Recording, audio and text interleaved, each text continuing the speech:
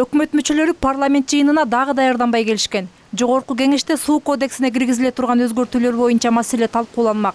Аккан суунун акысына суу пайдалануучулар ассоциациясы болгону 3 тыйындан, ал эми ТЭЦ 10 тыйындан гана төлөйт экен. Бул өтө эле арзан деп эсептеген министрлер кабинети бааны жогорулатуу зарылдыгын белгилешет.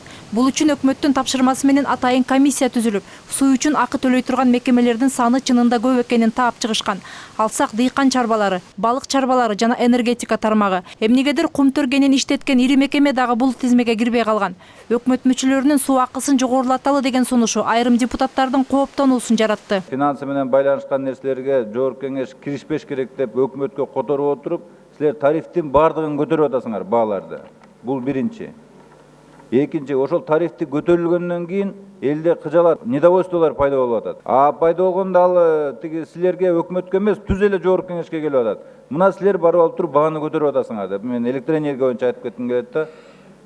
Мына ошол убакта мынакей коалициялык көпчүлүктү келип кыйнап отуруп тарифти өткөзүп алгансыңар өкмөткө электроэнергия боюнча. Азыр каалагандай көтөрүп, биз болсо киреше албай отурабыз. Башкы максат сууну пайдалануу процедураларын жөнөкөйлөштүрүү, баалардын төмөндүгүнө ыкчам иш-чараларды көрүү деп айтылганы менен эң маанилүү маселени өкмөт мүчөлөрү көмүскөдө калтыргысы келгендей. 10-статьяда өзгөчө абалдын зоналары жана экологиялык кырсык зоналары деп жарыяланган суу объектилерин жана суу чарба курулуштарынын укуктук режимин белгилөө деген ыйгарым укугун, жогорку кеңештин ыйгарым укугун силер алып салып атасыңар. Сууну серпибиз деп балага зыян келтирип албайлы деген сөздө мейли тарифти берели өкмөткө, мейли төлөмдөрдү, бирок укуктук режимин аныктоо деген бул жогорку кеңештин полномочиясы да.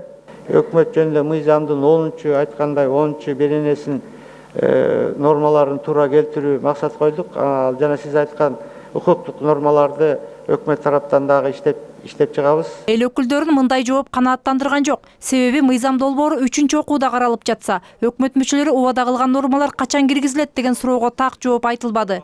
Мындай жоопкерчиликсиз мамиле эл өкүлдөрүнүн кыжырын келтирди. Менин сунушум, бул маселени азыр суроо берген токтотолу дагы добуш бергенге кийинкиге жылдырбай, кайра даярданып келүүгө сразу эле жөндөтөлү. Мисалы үчүн жана Айда Жеңишбековдун суроосуна такыр жооп берген жок, суроосуна да түшүнгөн жок. Жерде маанилүү принципиалдуу вопрос болчу. Эмнеге жогорку кеңештен укуктук норманы алып, мындай укукту аныктоочу норманы алып койгон деп. Алдын сөзү түшүнүктүү. Тарифти өзлөрү жогорку кеңештин макулдугусуз көтөрөт. Эгер биз тарифине койсок да башка жогорку кеңештин полномочиясын особый чрезвычайный зоналарды белгилегенде анан теги правовой режимин анын жогорку кеңеш аныктаган дегенди бизде калтырыш керек. Ошондуктан мен сунушум Асылбек Шарипович бул мыйзам долбоорун 2-окуу режимине жогорку кеңештин токтому менен жөнөтүп туруп карап чыксак.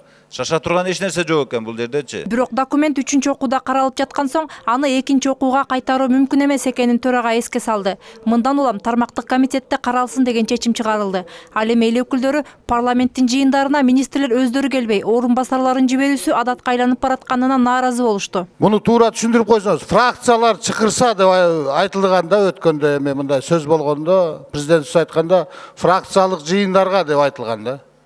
Анан эми комитетке да келбесе, палатага да келбесе, анан министрлерден анда ошо өкмөт күнүн анда бир ай сайын чакырып тура алам да. Депутаттардын мындай нааразылыгы биринчи ирет айтылып жаткан жок. Буга чейин дагы комитеттин жыйындарында айтылып келген. Мээрим Ташыбекова, Алтын Каныбек уулу, НТС.